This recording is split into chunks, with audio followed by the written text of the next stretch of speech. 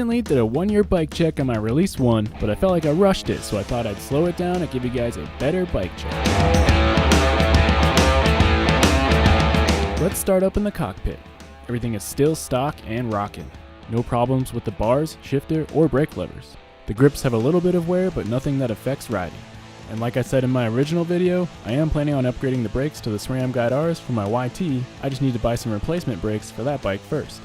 Moving down to the fork, the RE has been perfect, and with about 40-45 hours of riding on it, it's almost time for the 50-hour seal service, so make sure to subscribe so you don't miss it. Would be nice to have lockout up front for climbing, but I really don't notice its absence. Moving on to the bones of the bike, the frame, no cracks in the welds or big chunks from diggers, so still going strong there. I really enjoy the geometry on this thing. Climbing is decent and descents are even better. It's poppy and playful, but still has some cush for mistakes. The rear suspension has also been problem-free, and the pivot service is pretty straightforward as well.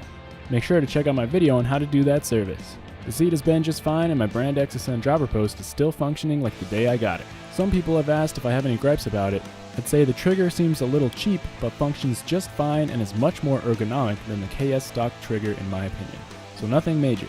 I do have my post sticking up about 30mm from the collar, so I'm thinking of upgrading to a 150 dropper post to compensate. Now down to the drivetrain. In my original video I mentioned I wanted to upgrade to GX, and many of you suggested it wouldn't be worth it, and I'd have to agree. After some inspection and changes to the crank, it's back to being perfect. I was having problems shifting into my lowest gear, and after a closer look I discovered it was because the derailleur was backing out of its hanger. So the fix was as easy as screwing it back in. I also wanted a 32-tooth chainring up front for a little more aggressive pedal, which was an easy install and much cheaper than a whole new drivetrain. So with those two issues sorted, I'd have to say the NX drivetrain is still going strong after a year of riding. The wheels have been put to the test as well. I've taken the bike to bike parks and ridden the bike pretty aggressively on my local trails, and they're still true and round. The tires still have knobs and most of their grip too, but I'd like to upgrade them in the future. Back to the brakes, they've been problem free as well, but being entry-level brakes, there's always room for upgrades. My front rotor has gotten warped just slightly, leaving me with the dreaded creak at low speeds, so I will replace that or bend it straight eventually. In all, the stock parts on the Diamondback Release 1, along with the frame itself, has survived a year of practical riding. From the occasional bike park to the less exciting commute to work while the car's been in the shop, it's done it all without any major issues.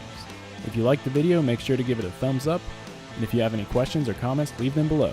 Let me know what you guys think about my plans or what you think I should make my next video on. And as always, thanks for watching.